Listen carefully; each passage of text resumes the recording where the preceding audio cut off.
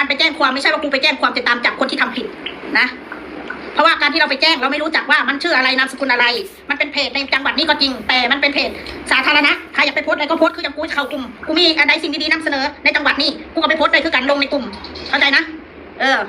สองมาที่ว่ากูไปแจ้งนี่คือกูไปลงบันทึกประจำวันไว้เพราะว่ามีคนมากล่าวหาว่ากูน่ะโดนตำรวจไล่ล่าโดนตั้งเป้าค่าหัว10,000 บาทเข้าใจไหมกูก็เลยงงว่าเรื่องอะไรมาตั้งเป้าค่าหัวกู10,000 บาทเรื่องอะไร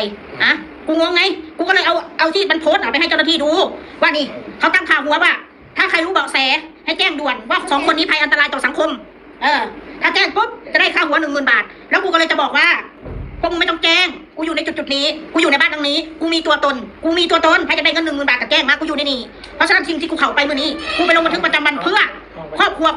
กูแสดงความบริสุทธิ์ใจคือเพื่อครอบครัวกูว่ากูไม่ได้เป็นในสิ่งที่พวกมึงพูดก็แค่นั้นเองไม่ใช่ว่ากูไปแจ้งมึงมาคอมเมนต์ว่าแค่ลงบันทึกประจำวันจะทำอะไรได้บอกเจ้าหน้าที่ตำรวจแล้วว่ากูได้มาลงบันทึกประจำวันไว้เพราะมีคนมากล่าวหากูถ้าเราจะแจ้งดำเนินคดีมันก็ยังไม่สามารถที่จะทำได้มันจริงเหมือนที่มึงพูดแต่กูไม่อยากทำถึงขนาดนั้นกูไม่ได้ใจจิตใจดำพอเสียกันมาแจ้งจับคนขนาดนั้นเอาเป็นว่าแสดงความบริสุทธิ์ใจที่ไปหาเจ้าหน้าที่ให้พวกอันเอฟซีสิ่งที่กูไปวันนี้เนาะแล้วตอนนี้ครอบครัวค่อยมันมีแต่คนตัดต่อคลิปค่อยเอาครอบครัวค่อยไปด่าเอาเรื่องจริงเรื่องบ่จริงเอาไปตัดต่อเอาไปสร้างความเป็นเท็จออกสู่คอมพิวเตอร์สิ่งที่มาวันนี้เราต้องการมาลงบันทึกประจำวันไว้ว่าเรามีเจตนาที่บริสุทธิ์ใจไม่ได้ให้คนมาพูดมั่วๆว่าเราไม่ได้ถ้าเกิดว่าเราก็คุยกับตำรวจเราบอกว่าถ้าเกิดว่ามีคนโทรมาหาอะไรทำมัน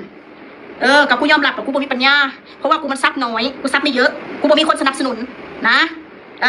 กูสิบอกไปหายยาชะล่าใจไม่ยั้งกันแล้วแต่คือกันกับเต่าก็กระต่ายอะไรเต่าก็กระต่ายมันไปอะไรมันเป็นอะไรกันนิทานเต่าก็ตายสุกเบิงเอายาชะล่าใจว่าสำนั่นแหละมึงไม่มีปัญญาทำอะไรก็ได้เลยกูจะไปทำอะไรคนกูจิตใจกูมันบริเวณคือจะไปทำลายคนจิตใจกูบริเวณมันสิจะไปเห็นยังเสียคนมึงมาด่ากูด่ากันแต่แค่นั้นเองสันได้ใจควบนั่นแหละเป็นความหมาย